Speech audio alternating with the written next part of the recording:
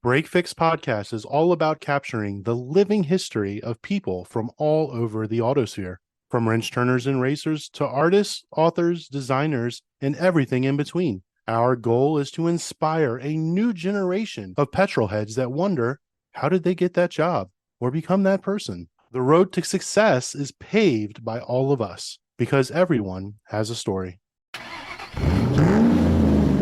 If you're a fan of the Mazda Miata's amazing balance and handling characteristics, then tonight's break fix guest is 100% to blame. He is best known as the concept engineer for the original Miata, and he developed the original suspension as well as the packaging layout, achieving the group's goal of the ultimate lightweight sports car. Norman H. Garrett III is an accomplished automotive engineer, having worked for major companies such as Mazda, Subaru, and Volvo. His corporate experiences span the global automotive development arena, with notable success in specific markets related to energy, emissions, and materials. He has supported Georgia Tech as well as Oak Ridge National Lab, and if that wasn't enough, you might recognize him from some of his most recent articles on Haggerty, like A Few Things You Should Know Before You Steal My 914 and Right Seat Confessions of an On-Track Driving Instructor.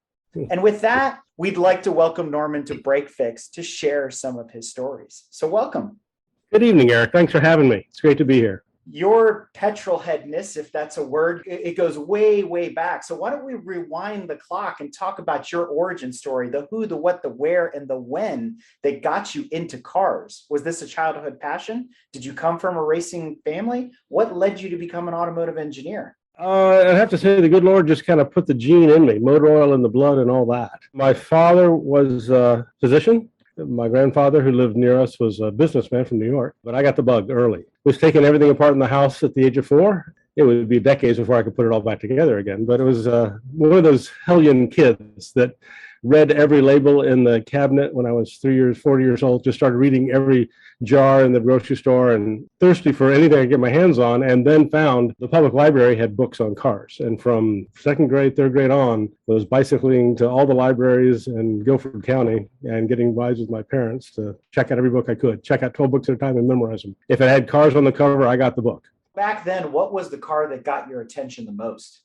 Boy, you get imprinted as a kid, and as a Gosling, I guess I got imprinted on big American cars and then very cool European sports cars. In the hometown I was in Greensboro, North Carolina, it was a pretty good center for sports cars. A lot of Austin Hilly 3000s, Jaguar XKEs, but at the same time, 66 Tornados, spaceship cars, just things that the executives would drive that would just knock your socks off. I mean, it was an amazing time to be a kid growing up in the 60s. The arrogance of Detroit, as they moved away from the gaudy chrome age to the space age, it was fascinating to me. It really didn't matter. If it had gasoline in the tank, from a lawnmower to a jet engine airplane, and it was fascinating to me. Anything that was motive, I loved. Coming up through the 60s, I mean, what an amazing time for bespoke cars, too, where automotive design was all over the place compared to now where things are extremely cookie cutter. To your point, to use the phrase, the arrogance of Detroit, they went from that to the muscle car era, thanks to Pontiac and John DeLorean and others.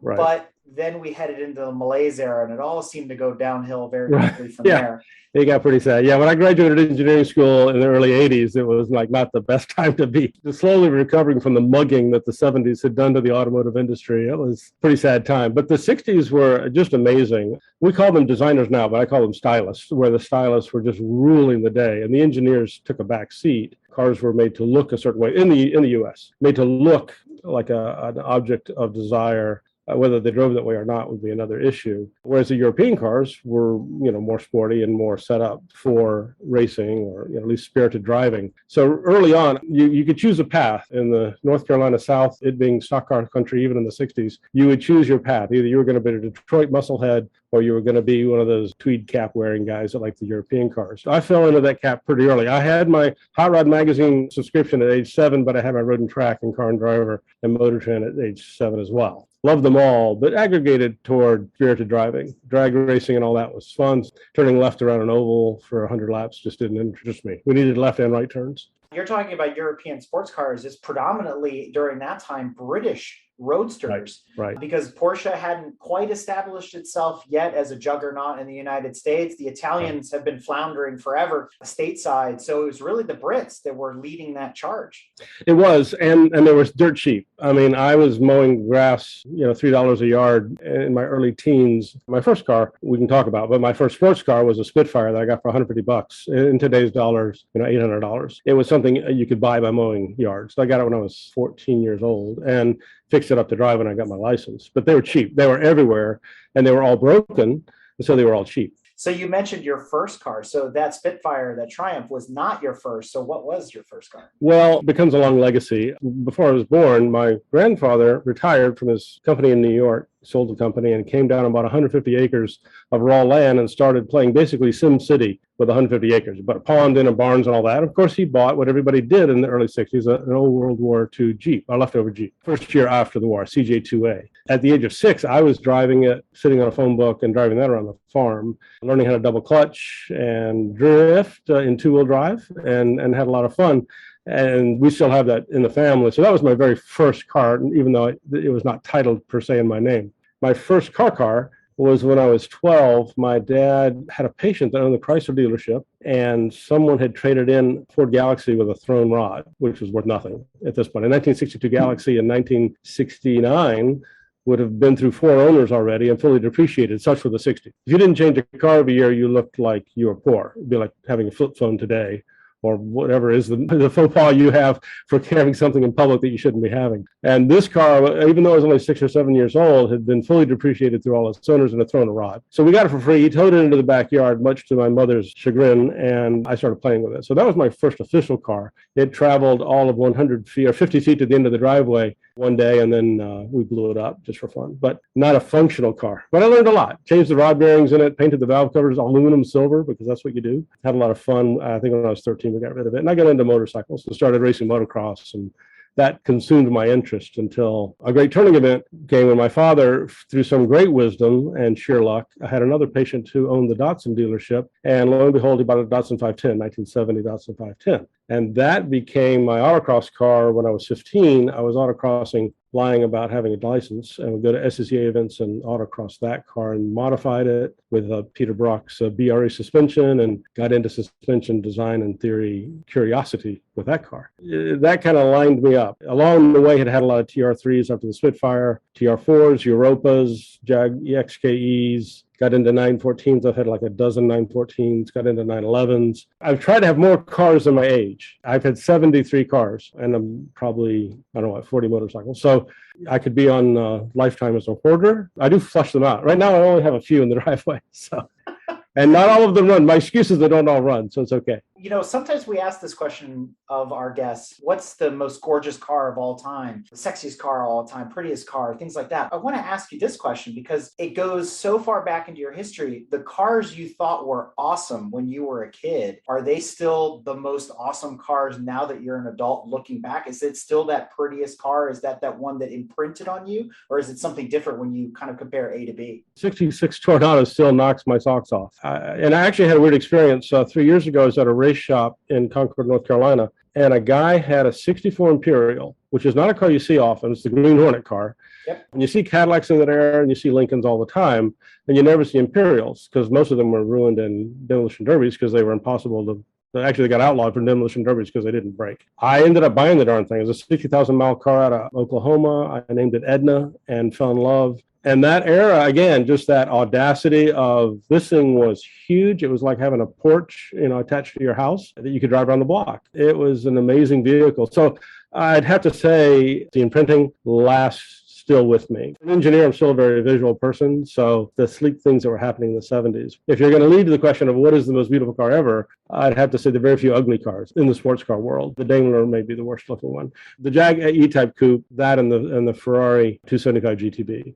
And the Miura. You can't say any one. It's like asking which one of my children is best looking. I mean, the Commendatore always said, Enzo, right. Yes, that the E-Type was the most beautiful car that he had ever seen. And look at all the cars that he had penned over the years. Right, exactly. So we can jump ahead. When I was working in the design studio at Mazda, I was a studio engineer, and I was able to work in the studio and watch the process of someone building a car from scratch out of thin air, literally out of clay, and trying to make it beautiful. And it's very difficult to do. I'm not a sketch artist, barely make something that looks like what it should look like. I have a daughter who's a Rembrandt level artist, and she can do amazing things with pen and ink. And the clay modelers who interpreted what the stylist designers were saying at Mazda, to watch that process was remarkable. And I really came out of that saying, it's really hard to make a pretty car. It is very hard to make a three-dimensional object gorgeous. God does it very well with people and horses and giraffes, but for us to make something, and with the Miata, the RX-7, third-gen RX-7 was a great exercise in that. How beautiful can a shape be? And I think that was a penultimate exercise by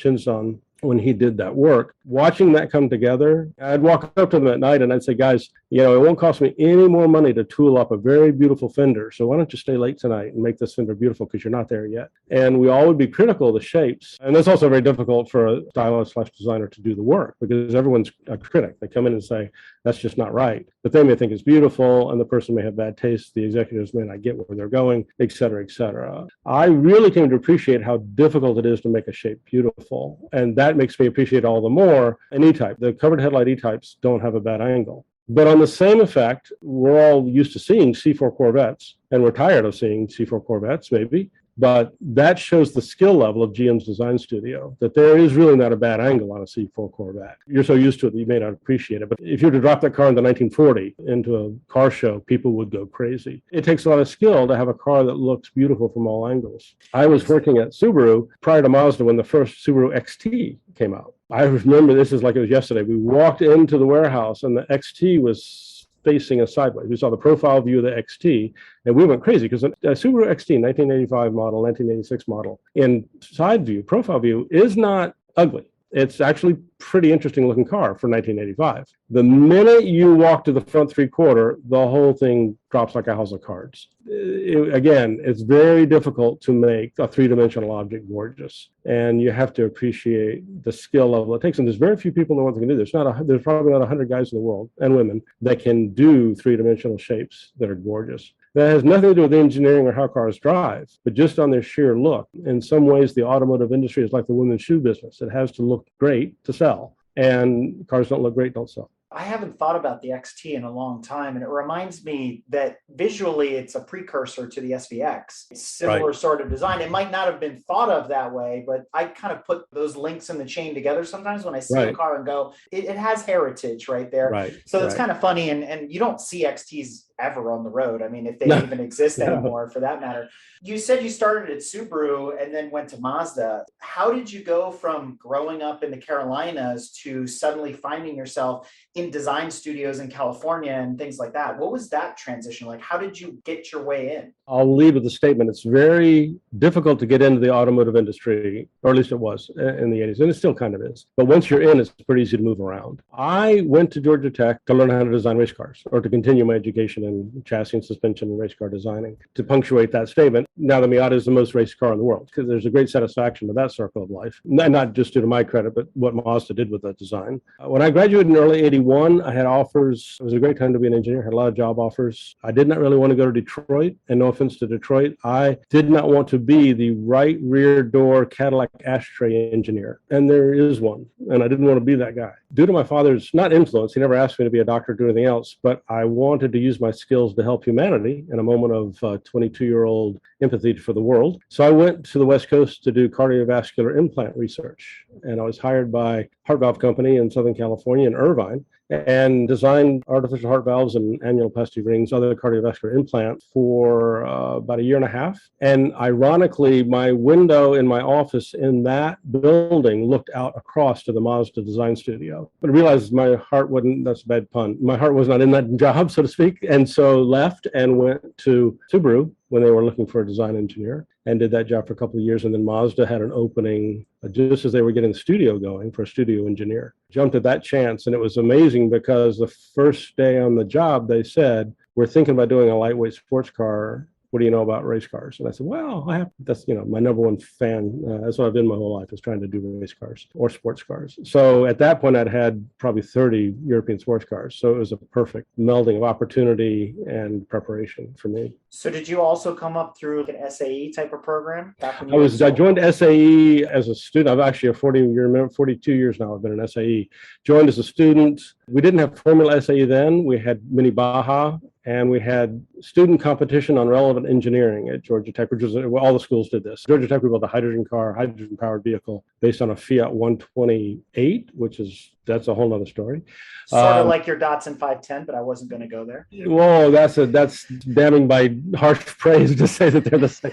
They both have a boxy shape, and there's no more similarity than that. I was very heavily involved in SAE, and it was a pretty strong program at Tech, although Michigan would have been better, or, where there was an automotive engineering, master's and PhD programs. But it was a very interesting time. We were reeling off the 70s, where EPA and crash protection and the insurance lobby had just crushed the industry. All of the research dollars had gone into emission certification. We had 455 cubic inch Oldsmobiles making 160 horsepower. Just a horrible time. We had a 55-mile-an-hour speed limit that was clamped on the year I got my driver's license. It was not a great time. But at the same time, we had all these great British sports cars that dentists and doctors had bought and then couldn't keep running, so we could buy them for nothing. For a few $100s, you could buy a TR6. My Jag I bought for $600, and I got it because it was just sitting at a repair shop and a guy couldn't afford to fix it. But it was a different world. And a sidebar. So if you knew how to do your own work, restoring a car in the 70s, there was no internet, there were no manuals, there were no parts. It was a lot of blacksmithing. Luckily, English cars are largely blacksmithed together, so you could blacksmith one back together. The MGTD that's behind me is largely built with a hammer and some pig iron, so you can fix it pretty readily with a crescent wrench and a hammer. But you get into more sophisticated things. There wasn't a microchip or a computer in anything except my early 914s, and we immediately put carburetors on them. But the 70s was a very difficult time. Now you can be very bold and buy a complicated, the car next to me here, the 964, car with 30-year-old German processors that are dying as we speak. You can listen carefully and hear them crinkling themselves to death. Yet on the internet, there's not a problem yet I've had with it that you don't find 20 guys that have already fixed it, and they're telling you how to fix it, where to get the part, or where to get the will fit part from Advanced Auto instead of the one that Porsche wants you to buy. So it's a great time now to restore these old cars. You decided that there wasn't anything exciting as Subaru anymore, and you get this opportunity at Mazda. How did that play out? Well, it was funny. I wasn't really looking for a job. Someone just told me, hey, Mazda's looking for an engineer, just for yucks. I sent the resume over, but I was very happy at Subaru. It's a phenomenal company, 4-day work week, company car. Everything was perfect about Subaru of America at Subaru Technical Center. But just sent the resume out. At Georgia Tech, they had told us that you should change jobs every 2 years for your first 10 years so that you experience different companies and grow. A lot of people have 20 years experience in a job. It's really 1 year, 19 times. They really said, be aggressive until you're 30 or 32 and try to get as much experience as you can in any engineering. It'll make you a better engineer. And so I'd been at Subaru not quite 2 years, but the Mazda thing, they built the RX-7 and I love the rotary engine. I was very fascinated by it, and people were racing them and all that. So it just seemed to be like, well, let's go see what they had to say. And I'd kind of learned the Subaru world, had kind of caught up to what they were doing. And we had just done the design work for cars that were coming out in a couple of years, and there wasn't going to be, it'd be 5 more years before we did any more new cars. So it was just kind of a perfect storm. But once I got there, it was a perfect opportunity. It was kind of a perfect match for the Miata and for the RX-7 programs. It fit with my interests. I worked, 60, 70 hours a week for free, basically. After the 40 hours a week I worked, because I just loved it. I had a great appetite for the work they were asking me to do. All of us felt that way. Everybody was just working their tail off because it was a dream job to be able to design, whether it was a Miata, the 3rd gen RX-7 or the 2nd gen RX-7, to be able to work on these cars and get paid for it was kind of a dream for all of us gearheads. So if we align the stories of some previous guests, also from the world of SRO, you were rubbing elbows with folks like Dean Case and Jim Jordan and others who have been on Break Fix as well. So, Right. I mean, talk about a long history there too. All roads lead to Mazda, it seems like, in some ways. Yeah, well, I mean, I think it was an attractive company from an employee standpoint, engineer anyway. You'd be like, I'd like to work at this company. And it'd be like, well, I applied to Porsche when I was a junior at Georgia Tech, and I had this flush letter from them saying, no, thank you. But it's very, There's certain companies you'd like to work for. I was the first engineer hired by Mazda, and a couple of years in, they said, okay, we need to expand. And so we posted the job in Detroit and in Southern California. We got like 200 resumes. A lot of guys from Ford and GM and Chrysler wanted to move to Newport Beach, Irvine in Southern California. And I had this stack of hundreds and hundreds of resumes. And I'm going through them, and there's this one from this guy from Cal Poly San Luis Obispo, and he had an SAE paper that he had written stapled to his resume. And I'm going, this guy's got enough moxie to write an SAE paper on his own. He's 21, 22 years old, and he drives a Mini Cooper, like the original Mini Cooper. And I'm like, okay, we got to interview this guy. And Dean walked in the door, and I said, okay, that's it. You're done. You're hired. There's no question we need you. If you have a Mini Cooper and can keep it running and have an engineering degree, we're set. So did he have long hair then like he does now? No, if you Google Jack Nicholson 1960, that's what he looked like. He looked like a young Jack Nicholson. Dean told us the story of the Miata from his perspective, but I want to get it from your perspective when I ask you some pointed questions as well. So how early or late in the Miata's birth process did you get engaged? I came in just as the first clay model was finished. And so the first clay model was just a flyer. Let's just do a two-seater. The package development underneath it was a Mazda GLC, front engine, rear wheel drive car, live axle, very tall engine, very tall package. When you look at the image of the first clay model and the first running prototype, very, very tall. So they needed a packaging engineer to bring that down to sports car world. But that was just more, and Mazda was really good at making a clay model and or making a running prototype of a concept. To their credit, they really were brilliant in many ways about design. They would build, in many cases, a running clay model, fiberglass version, and put it out in traffic. And I remember many times we would take the cars down to Laguna Beach and drive these rickety prototypes, almost a kit car, but with a shell on it, up and down Laguna Beach while executives would sit at a cafe on a sidewalk and watch it in traffic. And it was really excellent because you can look at a car in a curtained viewing yard and you get a real world view of what it looks like. Seeing it in traffic, you really get to see what a beautiful car looks like. So I came in just as we started building a running prototype of that first clay model. And it was commissioned by IAD, International Automotive Design, owned and run by the late John Schultz out of England. And they built the running prototype and shipped it over, right-hand drive. And I remember the night we unpacked it, and I haven't told the story before, I actually snuck it out and drove it around Newport Beach for about a half an hour at night, knowing no one can get a picture of it. Realizing it had British electronics and had never been driven before was a great risk. I didn't have a wreck or break the car, brought it back, and then later we took it to Santa Barbara, and there's a trip that's been talked about a lot where we showed that car up in Santa Barbara. So from there, the program got go ahead to go to the next phase, which would be to do a serious package of a sports car. And that's where my work began, of put the engineering under the shape. And that's where the push and pull, the tug of war began, of Hayashi-san and Yagi-san, Mark Jordan, Tamatano, and Shinzan all wanted a very low cowl point, the windshield wiper area, wanted a very low hood line. I wanted a low belt line because the Spitfire that I had, you could put your arm out the window and it would just fit your armpit. And that's really important, so that you don't look like you stole your dad's car. I think it's the Lexus SC300 that even a 6-foot tall guy looks like he's a 12-year-old kid. Not flattering, nor is it fun. Low belt lines, things like that. We all talked about how to get this package correct from the first clay to the second clay. And if you look at pictures of the second clay model, it's actually really tight. It's not that glamorous of a shape.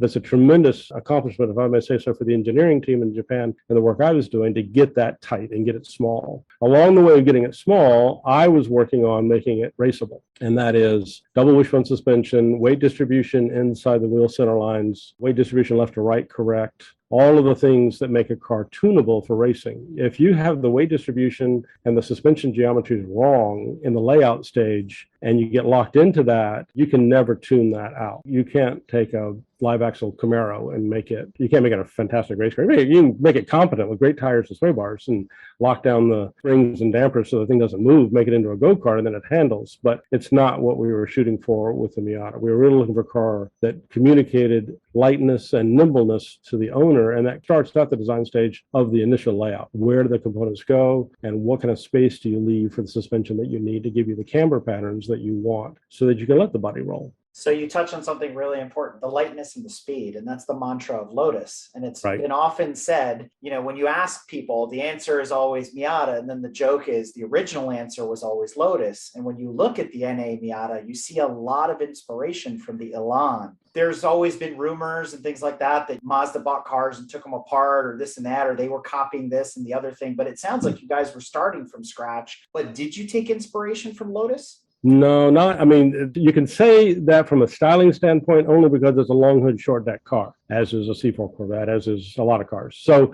proportions are there, and Elan is actually about 70% or 75% the size of a Miata. It's actually a very small, fragile car. I don't know how many thousands they sold, but it was not that greatly accepted of a car, as good a design as it was. And I'm not dissing the design at all. Being a former Europa owner, I loved everything Colin Chapman did with Lotus cars. From an engineering standpoint, there's not one iota from it. So it's kind of a naive ninth grader kind of a mentality to say that it's designed after the Elan, because you look under the skin immediately. The Lotus Elan had a backbone chassis. Actually has Colin Chapman's version of McPherson struts. He had Chapman struts in the rear, and just not anywhere near the same car. We actually, IAD, after they did the first model, we commissioned them because Mazda had no manpower to do this work. We were all working, living hand to mouth, so to speak, with time. They asked IAD to do a chassis proposal, and they proposed a backbone chassis. It looked just like a Lotus Elan, and it was heavy and wrong and wouldn't have passed side impact crash testing. It didn't have the torsional rigidity that we needed for the convertible. And Elan worked because it didn't have very much of a heavy chassis. The chassis was fine because the body didn't weigh anything. The whole car is 1,600 pounds. And it's hard for people to understand this, but the real feat of the NA Miata is a 1,000-kilogram car that can take a 30-mile-an-hour crash in the front. There's not an MGB or a Spitfire that can come close to that, particularly when they were frame-on-body cars. A unibody car like the 240Z, all of those had to change as they got into the 80s, and the insurance companies require that crash test. We were locked into that from day one. We had to have 30-mile-an-hour crash protection. An interesting side story, we were worried about rollover protection because in 76, Cadillac said the last convertible that'll ever be made is the Cadillac Eldorado. You better buy this. There'll never be another convertible, period. And so the Japanese had taken that to heart. And I remember they came to me and they said, can you look this up? Because I don't think we can build a convertible anymore. You literally had to read the Federal Motor Vehicle Safety Standard, which is just reams and reams of boring regulations. And I got to the section on rollover protection, and I fell in love with the GM lawyers for this one moment, because they had petitioned subparagraph 5996B that said all the things that had to happen. And then there's one little clause said, convertibles, exempt. I copied that and faxed it to Japan, and everybody said, oh, we can make it convertible. Funny you bring that up, because I remember reading in Lee Iacocca's first autobiography where he mentions that when he gets to Chrysler, and he said there hasn't been a convertible for sale for so long in the United States. And the story goes, as he writes it, that he waltzes down to the production area where they're building the LeBarons, and he goes, cut the roof off. And they're like, excuse me, what? He goes, just saws all the roof off. I want to see it as a convertible. I love it. And they're like, you're crazy. And then the next year, there's a LeBaron convertible. Right. It's the first reintroduced convertible in the United States since that Eldorado. And that was in the early 80s. Right. There was a 20-year blackout period there of not so great convertibles. Yeah, although, the LeBaron was improved, the K car was improved by having its top taken off. No, it was not. To go back to what we were talking about before, the Miata, if it isn't a copy of the Elan, which we know it isn't, it does derive its inspiration from classic British roadsters. When you look at it, you think Lotus Elan or MGB or Spitfire or whatever. It just has that appeal to it. It's, I'd hate to say, one of the last true roadsters. If you look at, especially when it came out, right? And we joke about this all the time. In some cases, certain cars, they're designed early and come out in the next decade. So the Miata is like the best 90s car designed in the 80s, if you think about it, because of how long it takes these vehicles to come to market. But if you look at everything that came before it, even the Italian roadsters like the Fiat 124 Spider, the Alfa Duetto, and things like that, they were all gone by that point, where they had been sunsetted. It's the last hope for anybody that wanted a true roadster, until obviously the Boxster came along many years later and things like that. Yeah, that's a really good point. So that being said, why flip up headlights? You're building this revolutionary car and you hang on to something that is so 80s. Well, you have to go back to the FMVSS. The headlamp height requirement, 19 inches to the center or whatever it is, I can't remember the exact number. You would have to have a Bug-Eye Sprite or a 240Z, and you had to put the headlights up where a 911 has them. And we wanted a low hood. And the RX-7 first gen had already done it. So it was just it was really a part spin kind of a decision. The mechanism was off the shelf, so to speak. It made the front end look great. So back to your point about making it look old when it was new, we wanted it to look 5 years old when it came out. that it looked classic and that it would look the same 20 years from now, that it would still would be a proper looking car. It'd be in its own right an attractive feature. And the same thing happened for the FD RX-7. The last generation RX-7 was, let's make a gorgeous car just as gorgeous as it can be, because Ferrari never worried about what era they were making these great cars in this. And look at the Miura. It didn't matter what year that came out. It was going to be gorgeous. So we tried to disengage ourselves from the trends. Now you look at a modern Prius and the crazy back end they've got on them, that car's going to look horrible in 5 years or 10 or in 5 minutes. However, it didn't look good to begin with. So so it's not going to age well. So we, the stylists and the designers and the team, were like, let's make this thing look classic when it comes out, but age well. And that comes from the classic proportions you're talking about. And the Lotus Elan, I'll say, praise for the engineers. That was done by an engineer, as was the 911. And, certain shapes are just naturally, almost mathematically correct. And even the Jaguar E-Type Coupe is a combination of 3 ellipses, if you could draw it.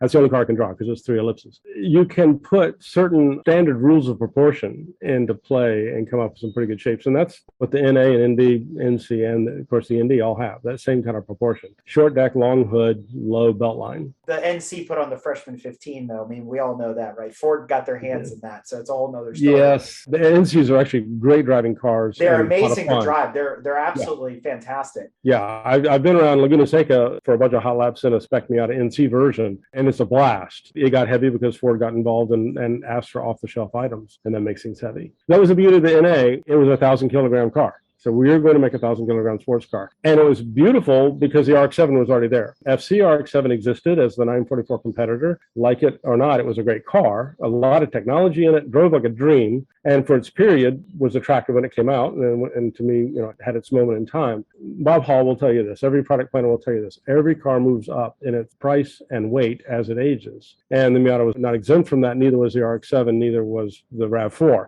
Everything gets bigger kind of as it grows. And that was the beauty of what happened with the ND, was they said, wait a minute, this is not what needs to happen, is we need to get back to the formula. And they did. We were under 1,000 kilograms for the NA in the non-airbag spec. Well, actually, even the airbag spec, the US spec was 2168 or something. So right under 2,200 pounds, which is 1,000 kilograms. And the ninth grade physics doesn't go away. If you have a tennis ball on a fishing line, you can swing it all you want. You put a brick on that fishing line, you can't turn the corner. It doesn't matter how much you love your GTR. It is a very heavy car to ask to go around corners. I teach driving schools at the tracks in the Southeast. We love the GTRs, but it's a whole lot different action around the track than a Miata or an MR2 or some of the lightweight car. At that time at Mazda, like you said, there was a lot of rotary action going on, right? You still had the FC and you had the FD coming out and other vehicles. So why put a British-like Kazi-inspired twin-cam 4-cylinder in the Miata and not a rotary? Who made that decision? That's an excellent question. The team in California, we fought for 3 or 4 main features. Had to be front engine rear-wheel drive. Had to be convertible. It had to be a 4-cylinder engine. The rotary is great. It did not have the character we were looking for. We wanted the noisy, communicative vibration of a twin-cam 4-cylinder like an Alfa Romeo would have. And we had Alfa 2000s that had great engines. We all loved their 5-speeds. All of that was great. So we really wanted that character of the classic sports car. From an engineering standpoint, the center line of a rotary engine is much higher than the crankshaft center line of a 4-cylinder. So it intrudes in the bell housing and the firewall area such that the HVAC system is very difficult to package. I made a drawing. I packaged a 12A in one of my layouts for the Miata, and it fit. It's all fine, but you pick up 3 or 4 inches in the center line of the bell housing, and now the clutch and flywheel are where now the radio is in the Miata. It also messed up the center of gravity. A couple things happened. The RX-7 FD had this phenomenal low hood line, and that's what the rotary can give you. And that was where we were going with the NA Miata. Great, let's do a low hood line. But we did it with a 4-cylinder, which was actually, it was a lot of work to try to get that to happen. With a low cowl point, windshield wiper area,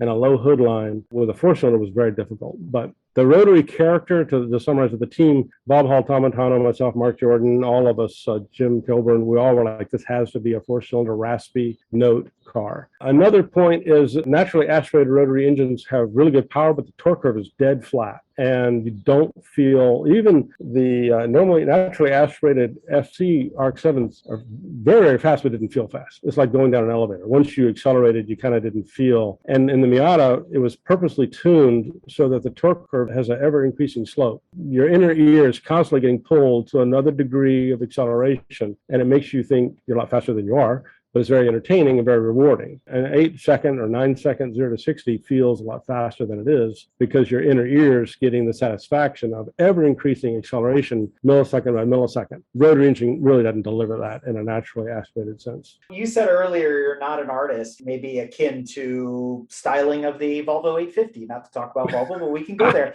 Straight edge. Right? My daughter could draw on Volvo 850, but that's okay.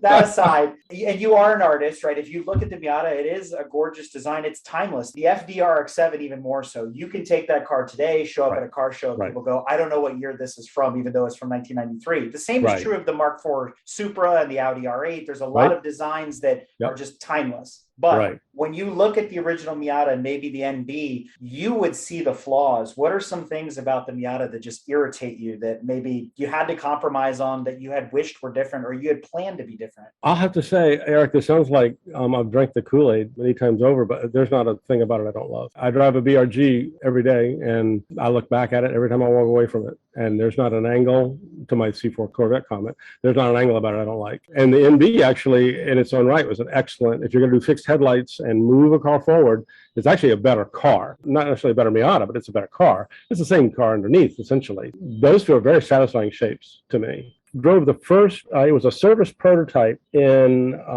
this would have been April of '89, 3 months before the official introduction. I got my hands, I was at a SCCA event, and I was invited to speak, and Mazda had delivered one of the service cars because they put those out to the service training centers early, and they trailered it to this autocross event, and they let me take it around the track. And I'll never forget, I had a passenger, Vince Tittle was with me. We get in the car, and we go up to this J-turn, like probably a 30-mile-an-hour entry and then whatever you want to do on the outside. I'd never driven the car before. I'd never driven any production Miata. This is the first one anyone had seen in the U.S. It was this sweeping left turn with a real sharp apex, and I went into it full throttle and probably 50 miles an hour in a second, lifted, the back end stepped out 3 degrees like you expect it to, nailed the apex, stomped on the gas, and the thing took a set and shot corner out, was perfect. And it was like, this car is perfect. It was unbelievable. It was a weird science movie kind of moment of, wow, they took this 2-dimensional object we all drew, this 3-dimensional clay model, and with the brilliance of Mazda engineers, turned it into the dream. Because we made a laundry list of what it should be like. It's one thing to say, here's the beachfront property. I want a 3-level modern house along the lines of Falling Waters by Frank Lloyd Wright. There's another thing to actually get that, to actually make that happen. And Mazda made it happen. To your point of what would I change, the only thing I didn't like about it was the shift knob. Because the Mazda guys were so good at NVH, and they could have made that car very Lexus quiet, as Toyota does. They were very much a stickler, had been dinged in the past about vibrations to the shift handle. So they put this half-a-pound shift knob on it, and that was the only thing I could find a fault with, is that that was just a little heavy. The rest of the car is perfect. You say yourself, it puts a smile on your face that you see the success of the Miata, especially in amateur racing and all the, Miata Cups and MX-5 Cups and things like that have existed over the years. But when you walk through the paddock and you see a Miata that's been converted, has been modified, has all these things that they've come up with, do you kind of scratch your head and go, why? Or does it upset you? Or do you just kind of like let it roll? I mean, that's your baby, right? It's the Miata. And then you just said the suspension's perfect. And here they are throwing it away, going, that stuff is junk. This is what you really need. Well, there are a lot of people that are messing up the suspension, but that, and in my book, I wrote about how not to mess the car up. As far as the customizing and all that, when we designed the car, we literally, Eric said, we're designing this car for the guy cutting grass that's going to have $500 to buy me. The blue car behind me is my son's car we got for $500. He got it when he was 12, and he fixed it up and drove it since he was 16. And that fifth owner is who we wanted the car to have, because we got cars that way. So we said, we need this car to be that fourth, fifth owner guy or girl that gets this thing for working at McDonald's for X dollars an hour, can afford to buy this entry-level car when they're a teenager in high school. Whatever they do with it, I think it's fantastic. Some of the creative stuff's amazing. I'm not really that much a fan of 10 degrees negative camber, but other than some of the other things, and it's fine. It's expression. When we had our British cars in the 70s and 60s, we were just trying to keep them alive. We did not have any time to be creative. Now, here we have a car Miatas don't break. So what are you going to do with it? Well, let's modify it. I'm all for it. Everyone has different tastes. If I was 30, I might have a lot more to say about it. But being twice that, I'm kind of like, I see where everybody's expressing themselves. I think it's great. I meant even in the spec series, right, where it's like, thou shalt use this suspension, and it feels like Oh. sacrilege, right? Oh, well, no, but I get that for spec. So for racing, I'm more of the 60s Grand Prix where you just do the best you can do and the rules are very loose and it's a very short rule book. Spec series, though, you have to either cheat really well or drive really much like an idiot and be really aggressive, or just be really talented. But the spec series is there. I mean, we saw that with the Datsuns and all that stuff as it began, where you have a spec series. And I understand the spirit of what a spec series is trying to do. So your question was more of clamping down the creativity of how this design could be changed. Or maybe changing it in such a way that goes against what you initially designed. Like the car actually handles worse than you intended it to. A lot of people have a knee-jerk reaction to go to really stiff springs and really high sway bars because they have terrible camber patterns. And when you have a B&W 3 Series that has semi-trailing arms and McPherson struts, yeah, you need to clamp that down. Don't let the darn thing roll because the camber patterns are terrible. In the Miata's cases, we designed it to have very good camber patterns. And the journalists always talk about how much body roll even the ND has. Body roll communicates to the driver that tells your inner ear you're in a corner. And it's how you communicate back to the driver. Another 1/10 of a degree of roll tells you you're now closer to the limit of the suspension or your adhesions. It's a way you communicate to the driver. Now, a race driver doesn't need that level of communication. It's trying to get more and more traction and acceleration in the corners. But ultimate G-force is not what the street goes for. And I think mature enthusiasts know that what's good for the racetrack is completely wrong for the street. And the Miata is designed and delivered as a street car, as are most 911s and 914s and 944s and all the sports cars that we love all come designed to be driven on the street, because otherwise you can't sell 40,000 of them a year. Case in point, the S2000 Honda was overdamped and oversprung. I think if you did a statistical study, very few male owners would have kidney stones of S2000s because they were so rough. Everything was shaken out of you. It was not a pleasant car to live with, but it was very fast. Great, beautiful engine, one of the best engines ever made, and great performance on the track for the journalists to print really good articles about. And that's fine. They placed it above the Miata in that respect, but not a great car to live with. So that's a fair statement. Unfair statements would probably be all the memes and jokes and things that go along with Miata ownership, but we're going to skip all those and answer a very important question that a lot of people don't seem to know the answer to. A, is it Miata? B, is it MX-5? And if it is Miata, what does Miata even mean? Well, if no one knows the story, it could be Yunos Roadstar. So in Japan, it's the Yunos. MX-5 in Europe, it'll always be a Miata to me. Yeah, so Miata is a ride-by master. He was a great product planner, and bless him, he was 3 beers into reading the German dictionary one night and found Old High German for reward prize is the word Miata, M-I-A-T-A. And he said, there, that's a good name. And we tested it. We Mazda tested it. It sounded Italian to the focus groups. He said, sold. Call it a Miata. There you go. We had on the clay models, if you see pictures, one of the early clay models had 1600S as the name. It was the Mazda 1600S, which is an ancient name to put on a car, but that's what we wanted to call it. But that's why we were engineers and not product planners. Yeah, like Nissan and the Fairlady 2000 and all that stuff exactly. like that, right? Little Bluebird. How would you like your Bluebird today on the racetrack? Yeah. So what does the MX stand for those that don't know? Well, MX is Mazda's. The X is like RX, and MX is just it's a moniker. There may actually be a whole dossier somewhere. There's a big report on what MX stands for, and it's in Japanese, so I didn't read it.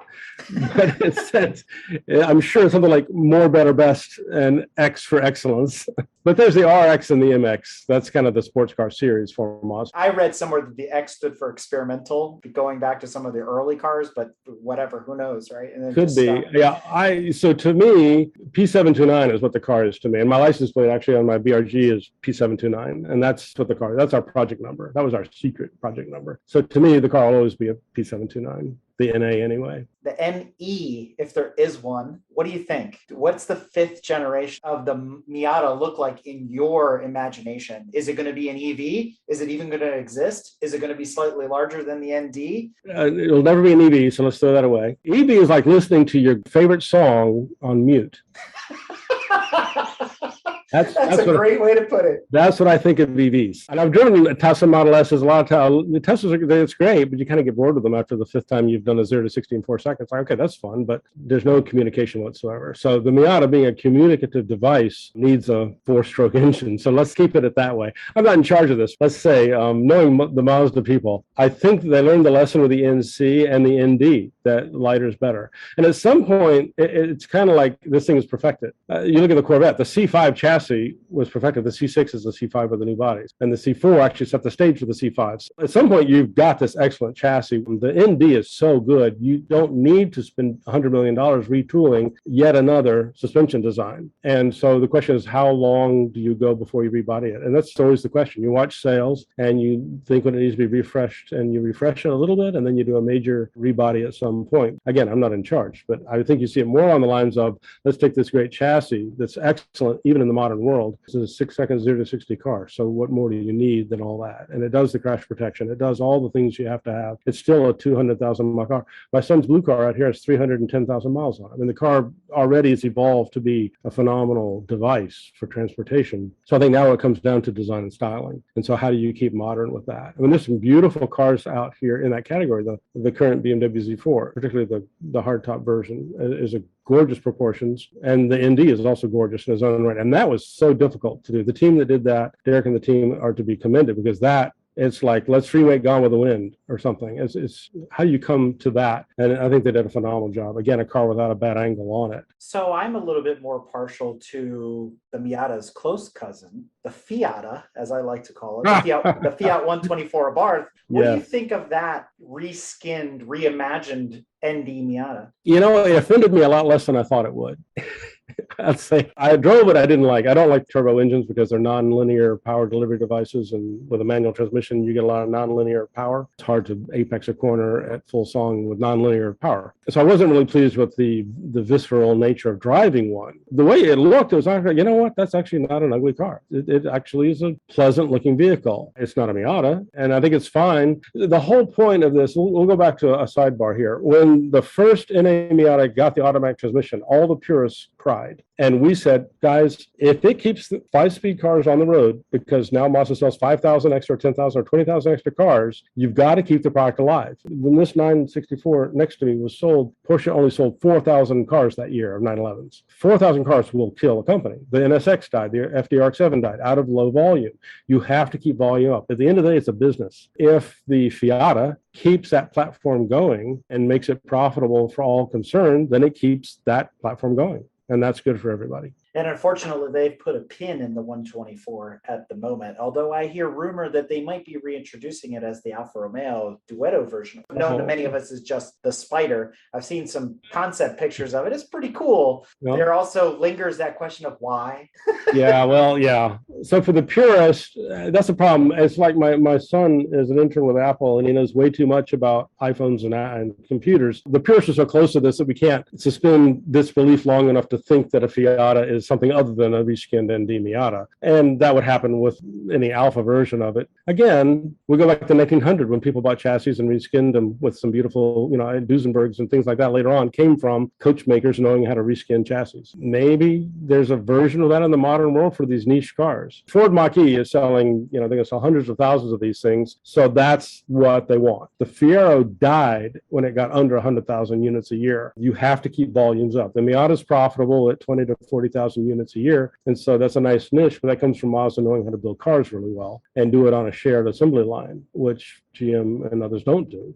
I also think it's helpful that Mazda invested so much in their motorsports program, especially with help from people like Dean and Jim and others who were involved in those programs and getting them off the ground. Because when you talk about the Fiero, you're right. It was a great car in its last 2 years. Right. You always kind of go, when they finally got it right, they stopped selling it, which is always the case with any sports car. Look at the 944 with the non-turbo S2s. Everybody goes, it was amazing. Right. But then they got rid of it. Things like that. Mazda invested a lot in the motorsports side of it, and grassroots motorsports has kept the Miata, the NA Miatas, around now for 32 years, right? I mean, they keep going strong. I wonder if some of those cars, not just by volume, would have perpetuated if they had had the backing of motorsport behind them. They might have, and then the engineer in me wants to say, but could you really make a Fiero race? Because you look at the Solstice. They tried to make a Solstice series, and the Solstice was not a sports car. It was a very nice shape with no soul, with a bunch of Cavalier parts underneath. So it didn't work. But the question is, did it work in Europe? Because it was the Vauxhall VXR as well as the Opel GT. So here's GM selling against itself. That was also a big problem with GM. It's like, we're going to introduce the same car with 5 different badges that looks 5 different ways, and everybody goes, oh, the Saturn Sky and the Solstice and the Opel and the Vauxhall are all the same car, and now their volume numbers are down artificially. If you cumulatively looked at all of it, it actually sold pretty well on the global market. Right. You know, but that makes the accountants and the actuarials happy because they got volumes. And they had to amortize that tooling somehow. True, but the problem is, in Mazda's case, they went, we have one Miata, and we sell the same Miata everywhere. It's like Catholic Church. You know what you're getting everywhere you go. I like that. Yeah, you're right. It's right, one menu. But or McDonald's, Big Mac is the same world round. Exactly. But, when you're small, like Mazda, and have to amortize the tooling, we did the story for the NA Miata. The whole program was development cost was $123 million. So multiply that by 2.5, 3, to get that number. That's really a cheap program, but you've got to amortize it over small volumes, maybe 50, 60,000 cars a year. That's a difficult thing. And the end of the day, Ferrari builds 200 cars and charges, back in the day, back in the 60s and 70s, they built 200 of something. And maybe they'd have 4,000 of a Dino or something. So very low volumes, and that just doesn't fly in the modern world. So back to the Alfa. If Alfa could take an MD chassis or an NE chassis, whatever it comes to be, and make a car of it in low volumes, better for the market. A friend of mine has a Fiata, as you will, and loves it. And because it's different, it's a matter of what you're looking for. In my case, for me personally, I'm 0.01% of the market. Nobody's going to build a car for me because I'm driving all these old things with no computers or whatever. But the mass market, the 90th percentile customer is maybe coming out of a Civic or a WRX or something, a different kind of car, and they aren't going to be that specialized for a 2-seat sports car with a small trunk. There are compromises. With the Miata having been such a high volume vehicle, if you look at its entire lifespan, it keeps it out of the realm and out of the reach of ever being a collector car. So when you compare it to the old Fiats and the Alfa Romeos and the Ferraris and the Triumphs and MGs, it'll never attain that status because there's just too many of them. And unlike 911s, where people converted them into race cars, and there's fabulous 911 race cars out there that are collectible, some people are converting them back to street cars now and things like that. I don't ever see that happening with the Miata. Prices are starting to go up. Hagerty's index is rising for the NAs. Not that I think that needs to happen. Again, I like it that everybody gets to have a cheap one. Most of my kids have had a Miata, and we got them all pretty cheap. I like that they're low priced. I don't know. Will they ever be collectible? That's a hard thing. I'm the wrong guy to talk about collectability because some of the auction houses and cars that are artificially jacked up in their prices just because somebody says it's worth that. I've seen $500,000 69 GTOs that we used to throw away for $500. So it's kind of like, why? Yeah, but if you turn that over, car produced at the same time, the FDRX7 is definitely a collector vehicle. Right, and maybe due to its rarity. So your comment is that damned by its popularity. That's fine. The metric of is it collectible or not really doesn't matter to me. And in fact, it's often been said, the 5 or 6 of us that developed an original Miata, from product planning, Bob Hall in design, Tom and Mark Jordan Chin and Yagi-san, Hayashi-san, and myself in the engineering and Dean Cates, we just wanted a dozen cars to be built. It could have failed the next year. We really didn't care. We just wanted one for ourselves. So the fact that there's over 1 million of them on the road is great.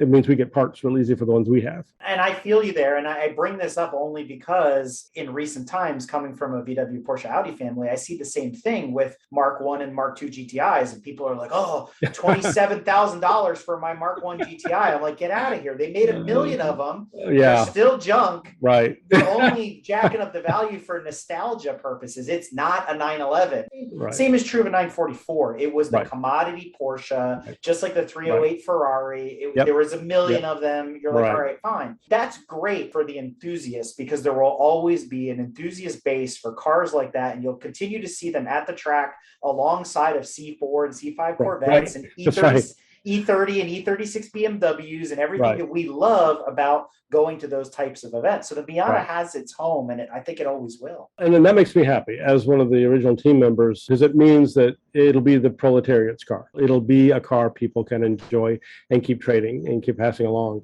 I did the math one night. There's been over 1 million, say 1.2 million built. but they've all been traded. So there's probably like 3 million enthusiasts in the world that have enjoyed a Miata. That's a great footprint. I don't know. It's just an amazing thing. That's what we wanted. We wanted everybody to enjoy this great little concept of a car. And in our world, it was a distillation back to the original design team. One day we sat down and said, what kind of cars have you had? And everybody talked, and somebody had a Countach, somebody had Vallelungas, some phenomenal cars. I said it before, it's like we all brought our cigar box full of favorite marbles to the table and dumped all the marbles on the table. And then we picked the best marbles out of the batch. And it was, I wanted the weight distribution of the Elan, the low belt line of the Spitfire, sheer gorgeousness of the XKE, the Vallelunga's proportion for a small car. All of these things, let's put this into one car. And Mazda Japan was 10,000 miles away, and we didn't have internet. We had faxes. So we were just left. It's like the teacher was out of the room and the kids got to play in the classroom. We just got on the chalkboard and just made up this thing, sent it over to Japan, and they caught the fever and said, wow, this actually could work. And then it took off. And they engineered, the final bits and put the thing together and tuned it. And to that point, Mazda gets so much credit because it's like the last generation MR2, I guess that would have been the third gen MR2 was a phenomenal. It was like a little 348 Ferrari. It was a beautiful little car, well evolved, no soul whatsoever. The first one was a transformer car. It was a very period car full of Corolla parts, had no soul. You could drift it on an entrance ramp, but it just it wasn't connected to itself. And we wanted to avoid that Stepford wife, literally, we use that term, the Stepford wife nature of the Japanese cars that had no soul. And we wanted to put a soul into the Miata. And we described it best we could from our experiences from our 65 sports cars. And Japan, in perfect Japanese style, dissected those words and got their own metrics and their own 160 different exhaust systems and whatever, just went through the process to make a car fit that target and have a soul. Funny you bring up the original MR2 because, that goes in line with what we were talking about earlier about Japanese do have a propensity to copy and enhance. And they're very good at that. And when you look at that first gen MR2, you go Fiat X19, except they didn't really know how to do it. The second MR2, we're not really sure. And the third one was the poor man's Elise, right? We all know that. Right. That whole chassis was shared with Lotus or whatever. Right. But there's a lot of that going on. But again, to your point, the Miata stood alone. It took its inspiration from those great British roadsters that we talked about earlier. I want to kind of talk about a couple other things that are important to you, which is restoring old cars. You're maintaining a fleet of older vehicles. You've done the revolving door of cars over the years. Yeah. Along with keeping up with old cars is also engine tuning and performance. And there's a lot of hocus pocus and a lot of he said, she said when it comes to building cars. I mean, I talk about this a lot in my student sessions that I give, at HPDs and time trials, where it's like, you don't have a wind tunnel at your disposal. Are you sure that spoiler or air dam that you're adding that a designer like Norman put on actually is benefiting the car, that sort of thing. Right. So I'm sure those are pet peeves of yours as well. So I just wanted to touch on that as we progress the conversation. I agree.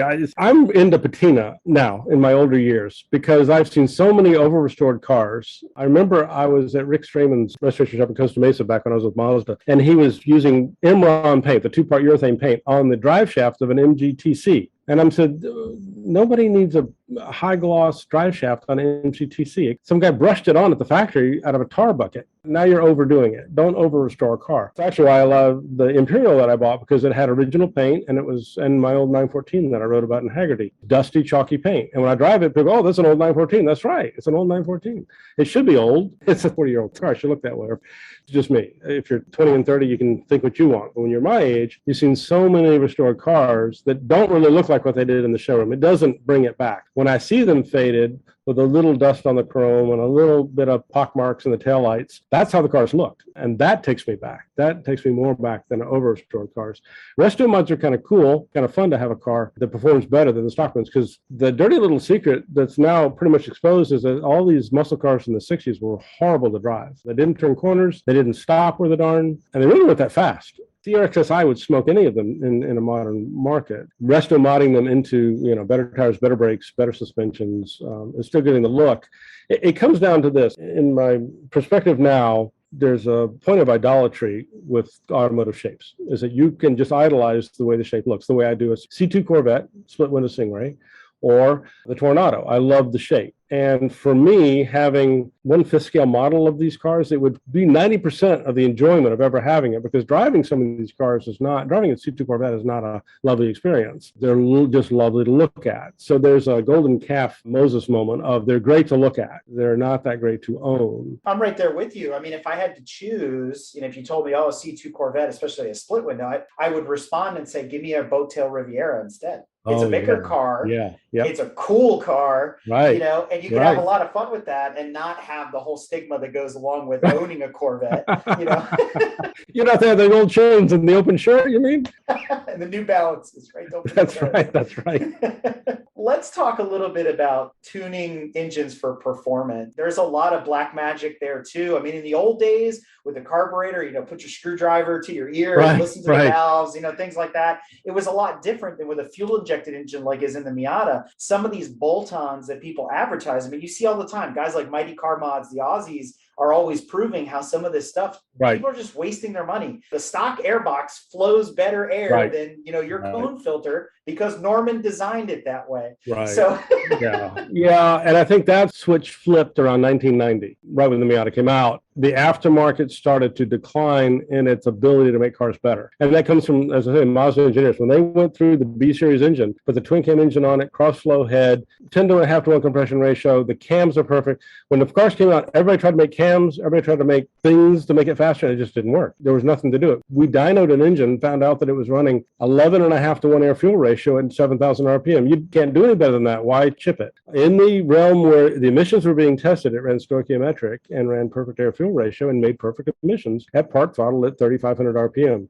But you floor it at 5,000 RPM and you had a perfect map, perfect ignition timing, perfect fuel. There was nothing to improve. There has never been a successful chip made for NA, NB, Miata, et cetera, because Mazda knew what they were doing by 1990. Everybody figured it out. Even the factory header can be improved upon, but it's a 3 to 4 horsepower change. It's not in the 60s, you could get 50 horsepower out of a Nova by just changing a manifold and putting on some mufflers. Those days are long behind us, but the aftermarket keeps churning the activity and people are very optimistic about what will make their car faster. But it really moved outward from the core of the engine to where when OD2 came out in 96, it was a catback system and an air filter. And that was really all you could do to a car to make it any better. And that might give you 10%. The company I started in 94, Rise of Superchargers, that later became Jackson Racing Superchargers and was picked up by Moss Motors.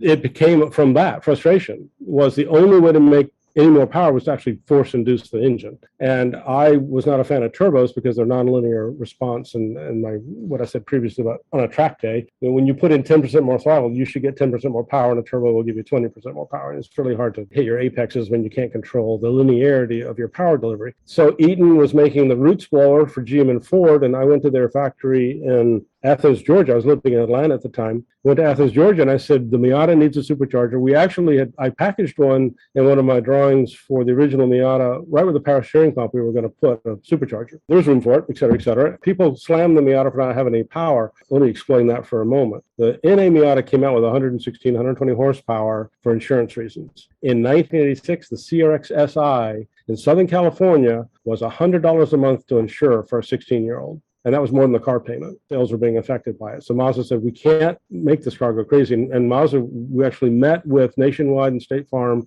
and said, how do we keep the insurance low on this car? And it used to be the headlamp lid on a Miata was $18. The front bumper was $50 or whatever. It was all made to be cheap to fix, so the insurance rating would be low. And the cars are cheap to insure, which is actually an interesting story in the Miata. The NA Miata got dinged on a 0 to 60 because you have to shift out of second to get to 60.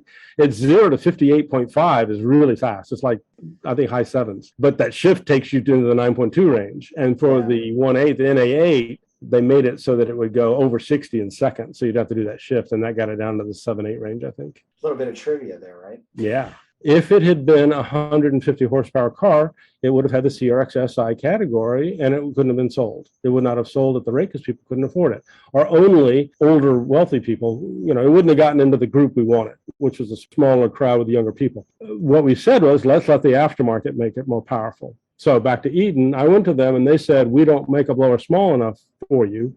You need a 45 cubic inch blower supercharger. We only make a 62 for GM. And I said, well, what if I paid for the tooling to make a 45 cubic inch unit. And they said, okay, well, we could take the Buick unit and cast a new housing, cut the rotors down. You'll pay the tooling and guarantee that you'll buy 50 a month. And we'll do it. And I went, well, okay, 50 a month is kind of a lot, but let's do it. So I threw my hat across the river and signed up for that contract. And we created Rise of Superchargers with Jim Downing, the Mazda racer. And it took off like gangbusters. People went crazy because they were getting 40% more power and something they could bolt on in 90 minutes or a couple hours in an afternoon without drilling up their car. And it was totally reversible. We got it carb approved, and it was a beautiful system that Eaton helped us engineer. And that was 40% more power. You could get 160 horse out of your NA Miata, and it became a wonderful car to drive. NA8 cars with a 1.8 liter and a Torsen and the supercharger. A friend of mine has one. He drives it more than he drives a 911. It's actually almost this perfect car. And that's where the ND has become. The ND is 160, 180 horsepower, 1,000 kilogram range car. And that's a really great formula. Short wheelbase, lightweight car with high power. Aftermarket ran just into a logjam when OBD2 came out. And aside from throwing the malfunction light on the dash, also just there was nothing to do on the inside of the engine to make more power. So I have a pit stop question to ask you before we move on to our sort of last segment. You being the engineer, you're in the design room and two drawings are slid to you as the decision maker. And one of them is the Porsche 959 and the other is the Ferrari F40. Which do you choose to move forward with? The 959, because it can be made into a road car. And that's what my 964 is. I have a C4 964. So it's a 959 underneath. The 959 is a lot more difficult to make than an F40. F40 is a race car, and its styling is in my case, not as beautiful into my eye, even though the 959 is very Teutonic. If you're asking which one would I want to develop, the 959 would be a bigger challenge. The F40 is a Le Mans prototype with the body on it. That was a very, very well put answer. And I want to tell you that you are in an exclusive club of people that have chosen the 959 over the F40. So that number is not very big. The 959 could have air conditioning and wipers. The F40 barely had.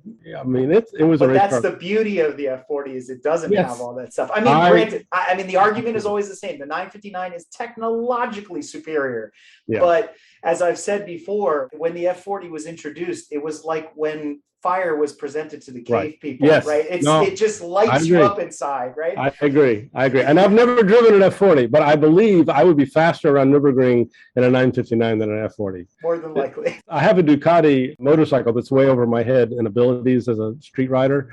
I know that sometimes too much is just too much. And the 959 was space age technology. I mean, the all-wheel drive, I mean, it was based on the Audi Quattro system and a bunch of other things. And it's there to save you, you know, in that respect, compared to the F40, which is just completely barbaric in comparison. Right. Well, no, and that's right. It's a race car. It's like you can hurt yourself in this car. Please try not to, but you will. It's funny that my 964 C4 Targa has that system in it. It has the fore, aft, and lateral G sensors and the whole PDAS system that luckily you can defeat because it's really irritating to try to drift the car. Not drift, but to even get the yaw angle out to 3 degrees, you can't do it. It will not let you get the yaw out. And that's 1991. And now the driver assist stuff drives me absolutely bonkers. I just have to shut it off. The difference between your 964 and 959 is this 964 uses the synchro system from the Volkswagen. So it's a viscous Haldax seat type of setup. The 959 was an Audi Quattro backwards, which is why I always make the joke that the 911 is nothing more than a front wheel drive with 5 reverse gears. Eric, I love that. That's excellent. Well, my daily driver is a 3.2 liter Audi Quattro wagon, Avant. Oh, nice. I have it turned around the other way in that car. I'm old school. Well, we've had 7 coupes, 2 of which were UR Quattros. I owned an 83. That was my car in college. Oh, you're killing me. Nope. What a car. Oh, we had one of those at Mazda, and we all fought for it. Every weekend. Well, as you know, if you drove one, the anemic 165 horsepower that the 10-valve 5-cylinder turbo made was not enough for this weight of that car. It's a 2,800 pound car, 3,000 pound car at the time, which was heavy. Oh, but what a car. So you mentioned earlier, you're not a big fan of EVs, and we're talking about tasteful retro mods and things like that. And people are now starting to put EV power plants into some of the old cars. You hear about it all the time. The latest Aston Martin abomination that's going to have a Tesla power plant, things like that. I've noted that you've said before the ridiculousness of autonomous driving and EVs. So I want to get your take on what we call the evolution here at Break Fix. Yes. I like it. I have to relax. I have to make room for everybody and be all inclusive for maybe, let's say a number, 70% of the people that treat a car like an appliance, no different than their microwave, let them have their autonomous driving. But don't make every car have it. Because Black & Decker could start making cars soon. It's all good. Yeah. Let's just all have taxis and Ubers. We don't even need cars. I actually rented a car in Key West out of Miami. I rented a Hyundai with autonomous driving, and it was actually okay in traffic. So if I lived in LA, I could see the entertainment value of not reading a book, but just watching the car do its thing as it got me to work. But I don't drive a car for commuting. I drive a car for entertainment. All my cars, I try to drive a different car every day to work so that I can keep the fleet going and the challenge of, or the motorcycle or something. The motorcycle, you have 4 axes of freedom. In a car, you have 2 or 3 axes of freedom. That's the involvement. It's like, do you want to go dancing or do you want to watch people dance on TV? And the point is, I'd rather go dancing. And that's what car driving is for me. It's dancing. The more we numb it down, I think autonomous driving is for people who don't like to drive and don't want to drive and see it as a necessary evil. And this is rather be on public transportation, because that's what they're trying to do. They're making a car into a public transport device dislodged from a railroad track. Total Recall foreshadowed this. They called it Johnny Cab. So you see, Hollywood is always thinking ahead. We should get Sid Mead to come back from the grave and help us with the future. EVs are interesting. We've talked to a bunch of people. I've been able to coach in a few myself, and it has that roller coaster factor. It's like we get to the top and then we crest and woo, and then the ride's over because they just flatten out. They completely plateau. It doesn't have the same experience that an ICE car would have. But there has been some progress made in alternative and synthetic fuels. We hear about it coming from Porsche and other brands. I got really excited about hybrid. Now, I know it means that we can't have manuals anymore if we go down the hybrid route. And I'm still a dinosaur. I love driving manual cars. But I saw the potential when they said hybrid. And I went, oh, great. This is an opportunity for us to capitalize on some legacy technology that comes from the train world, like diesel electric hybrids. But unfortunately, Dieselgate ruined that for all of us. Yeah. It surprises me that it killed it that much, but that did kill it. So no 200 mile to the gallon diesel electric hybrids, because that would have been ideal, right? How far could you go with that little generator humming at 600 RPM, delivering 240 volts to that electric power plant, right? It'd be perfect. But you're right, Eric. Hybrids are the way to go. A few comments on that. I teach automotive power plant design at the local university, and it always comes up, will the IC engine survive? And it certainly will in many applications, airplanes for one, and tractors out on the farm. Some guy who owns 5,000 acres is not going to drive 20 minutes back to get a charging system for his tractor. And there's certain applications where it has to stay, but it's like the Prius equation. People buy Prius, what do they say the plural of that is? That takes care of that market and leaves gasoline to the rest of us. Fine. Buy your Teslas, buy your EVs, buy your hybrids. That leaves gas to the rest of us as long as there's a market. We're doing 300 million gallons of gasoline a day. That river of commerce isn't going to change easily. But the hybrid gives you no range anxiety. It gives you a way to limp home, even if it's not limping, you're getting home. I have 9 children. I would never have an EV because if somebody calls at 3 a.m. and I've got to go to the hospital and my EV is half charged and the hospital is too far away, I mean, what? I'm not going to go camping in an F-150 electric Lightning because I can't recharge it at the top of the mountain. But for a segment of the market, the 1.5 million people that bought Priuses that just use them as tools and commuters, that's fine. I think we're going to have the coexist bumper sticker only meant for the effectiveness of this automotive market. Let's all coexist. Some people want their hybrids, some people want their EVs. Let us keep our IC engines. Those of us with ICE engines, ICEs, are we going to be like the Amish off to the shoulder, doing our thing as the EVs go by? But all jokes aside, I feel that the ICE power plants will become very equestrian for those that can afford the gasoline, because gasoline prices will go up as demand goes down. Therefore, it will be like having horses in a stable, and you'll go out riding on the weekend at your country club, which will be the racetrack. Possibly. But the one thing so here's a model of this. Look at leaded gasoline in the 70s. Catalytic converters came in 74. You could still buy leaded gasoline up to 1985 or later. So I heard it was a couple of years ago, actually. You could still you can buy it now at racetracks. Yeah, but the point was, it was very socialist wise because poor people can't afford the new technology. They're driving old cars. Now old cars last actually much longer. A Camry now lasts 300,000 miles. So a poor person can't be ostracized from society by having to pay too much for gasoline. So I put some faith in the powers that be that will keep gasoline affordable. To be frank about it, the lower class is going to have these IC engines for 20 more years. There's a little bit of hope in that. The other hope is that $5 a gallon or $4 a gallon. Gasoline has reached, I think, a very high rate when it should be about half of that if we were to stabilize the world economy. But there's synthetic fuels, e-fuels coming that now don't look that unaffordable when you're paying $120 a barrel. There's a shifting moment for it. What I teach my students is hydrogen is the dream. IC engines love hydrogen. Hydrogen is a perfect fuel. It's just extremely dangerous in some categories, but it's a beautiful solution to keep our piston engines. And right now, everything we have with piston engines work because factories are tooled for V8s or W6s or whatever you're going to make. The factories are tooled for pistons and bores. Pistons and bores work really well. Sidebar, rotary engines work phenomenally on hydrogen. But all these things we make and what we package and what work, even hybrids, all work with pistons and internal combustion engines. And the power density can't be denied. Unless there's some breakthrough technology. Right now, a gallon of gasoline, it takes 3 times as much battery space to do what 1 gallon of gasoline does. I believe the equation is 33.6 kilowatt hours to 1 gallon of gasoline. Something like that. You could tell me. You did the math on that one. I don't have that number memorized. I'm sorry. But yeah, it's huge. And so the other problem with hybrid, I love hybrids, but the problem is you take a gasoline car and then you find a way to package an electric motor and a battery system and a battery management system and cut out a couple cylinders. So it's not an easy thing to do because you had to first design an IC engine vehicle and then find room for more things. So for sports cars and small cars, it doesn't really work. An SUV, a Yukon or a Tahoe could be a hybrid all day long and nobody will know. And it does get them into be a 30 mile per gallon range kind of a vehicle. If you do the math, a Chrysler Town and Country minivan, 70 miles an hour in Nevada desert with no headwind takes 40 horsepower. And so all you need is a 40 horse engine. So you can take a hybrid vehicle, take a Prius engine, which is a 60 horse engine, and put it in that, and you're fine, and you use the battery backup for climbing hills and passing. And so that equation works really well. It's 1950 train guys, General Electric and GM's division. Everybody figured this efficiency equation out real easily. And maybe diesel will make a comeback when the news cycle gets off of Volkswagen's case.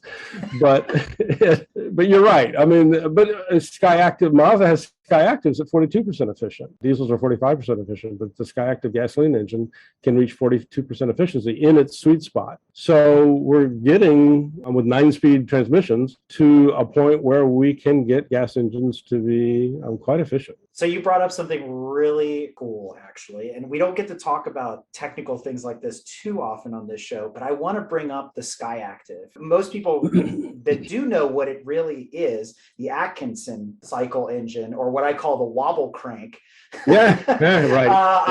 I would love for you to explain in layman's terms to our audience what the Skyactiv is all about and how it works and how it differs from the standard piston engine. There's a couple different versions of it, but basically, let's touch on what you're saying first by Atkinson. So Atkinson was a guy motivated by greed in the late 1800s because he wanted to get around Otto's patents. And Otto had the 4-cycle engine all locked in. And so Atkinson realized that if he did a monkey motion crankshaft mechanism, he could have a longer expansion stroke. That is, when the gasoline explodes and pushes on the piston, that stroke can be made longer if you decoupled yourself from the crankshaft in an imaginary world. It could be longer than the compression stroke was. And every engine in the world, the compression stroke pushes the air up, you have the explosion, and the explosion pushes the piston right back down on bottom dead center, and they are equal distance. The stroke is always the same. Atkinson got his patent by making a monkey motion crankshaft that made the expansion stroke longer. Right now, the exhaust valve opens when there's about 70 or so PSI in the cylinder. And he was purporting that capturing that 70 PSI would give you more power. Wait until there's 10 PSI in the cylinder and capture those 60 PSI. The area under that curve could give you some extra power. And that is a great theory, and it works. What doesn't work is the monkey motion crankshaft. So now what we have is fake Atkinsons and fake Millers. Well, Miller actually is real. Miller is an Atkinson cycle with a supercharger. So let's walk through the progression. You take an Atkinson cycle with a longer expansion stroke, and you fake it by just having a shorter compression stroke, by not closing the intake valve at the right moment. If you leave the intake valve open too long, they always close after bottom dead center. But if you leave it open way too long, then your compression stroke doesn't start till the piston's much further up its stroke. Now, by comparison, the expansion stroke is much longer. So it's a fake Atkinson, but that's what the EPA is allowing people to call Atkinsons. The problem with that is it doesn't really breathe really well, but that is more efficient, but you kind of wasted the first part of your compression stroke. So it's not that efficient. Miller cycle comes in, which is where you put a turbocharger or supercharger on the system and force more air in, so that very short intake stroke you had now is compensated for its being handicapped, and you catch back up by shoving in enough moles of oxygen to make it pretend like it had the full stroke. That's a Miller.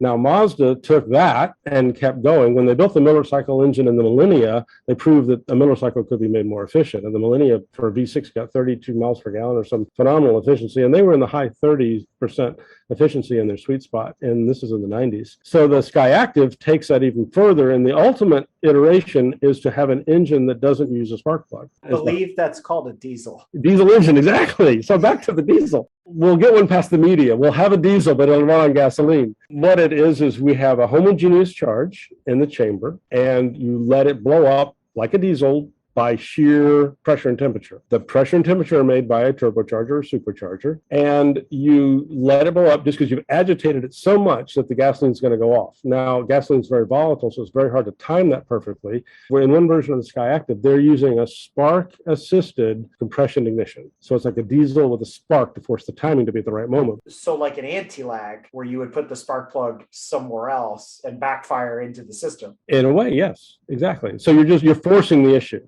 You can't trust the compression to time it exactly right. You have to have your timing in the modern world within 1 or 2 degrees to get the efficiency you're looking for. There's so much heat running out of the cylinder and things going on in the intake tract. You can't always time compression ignition. You can in a certain zone, but you can't do it over the whole driving cycle. I think it's so funny that we come up with these really creative ways to do things that could be solved very simply. And part of the problem we've had with the efficiency of engines, I have to give the Americans credit where credit is due. It's all about gearing, right? Yeah. Big lazy V8s making 160 horsepower and can't get out of their own way, but they're strapped to some super long gears. But then you get in a Volkswagen and the German mentality is, I don't want to downshift to pass, so we're going to put 410 gears in it. It doesn't make sense. Right. If you put a double overdrive on a 4-cylinder, you're going to get 40 miles to the gallon, even 30 years ago. I mean, there are some engines that will surprise you that are quite old. The 5-cylinder normally aspirated Audi motor was getting over 30 miles to the gallon in the early 80s. Right.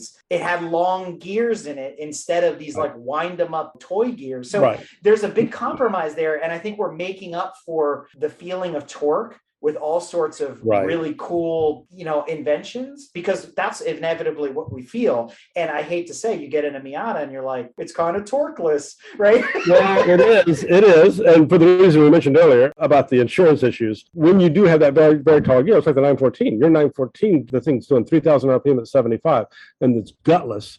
So it's fine. You lose performance, but you get efficiency. Exactly. I was able to get 40 miles per gallon out of my Datsun 510 in 1979 by 60 PSI in the tires, disconnecting the secondary carburetor, advancing the timing to like 60 degrees before top dead center, doing all kinds of crazy things you shouldn't be doing. And yeah, the engine would have blown up had I taken it out of that zone, but I got 40 miles per gallon on a car that made 30 otherwise. There's ways to do it. So we go back to the 40 horsepower that a minivan takes to go down the highway. That's where the hybrid does solve that issue for saving all the fuel and saving the planet, for the people that think that's going to do it. Electric vehicles aren't really the answer because all they do is relocate pollution from city centers. You're just now moving the pollution out to the power plant, which may be coal in the United States. If you're in Canada where it's all nuclear or whatever, in a country with nuclear power, there's a different argument. For our country, EV is not really the answer. People think it is, but it's not a zero emission vehicle. It all comes down to how do you make the family traveling to Disney World from Atlanta on that 8-hour drive, how do they get that minivan or Yukon XL full of kids to Disney World at an affordable price in a way that the driver's not just going to hate what he's driving?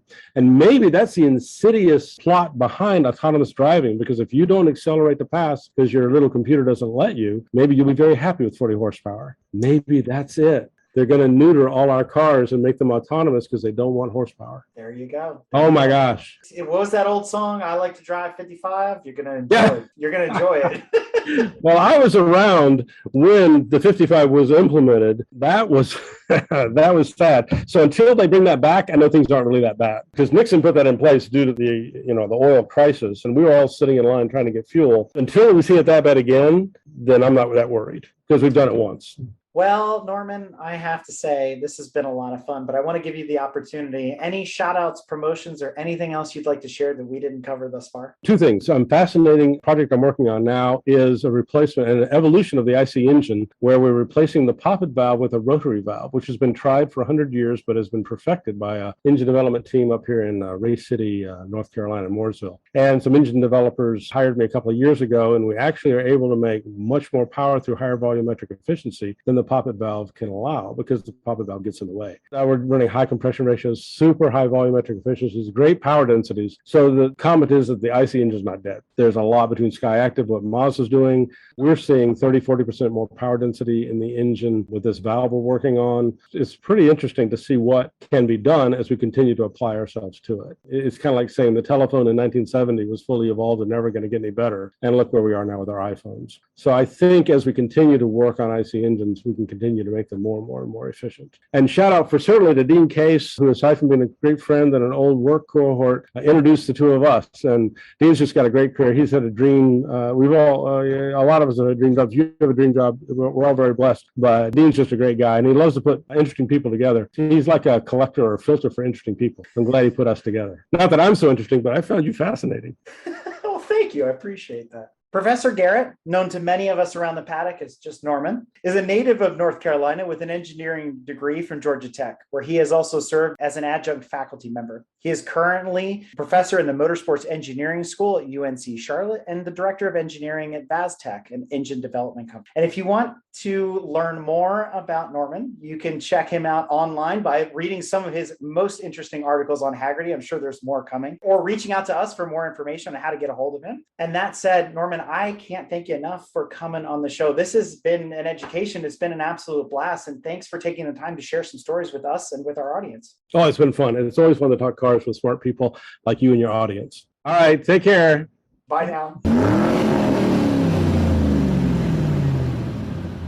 If you like what you've heard and want to learn more about GTM, be sure to check us out on www.gtmotorsports.org. You can also find us on Instagram at Grand Touring Motorsports.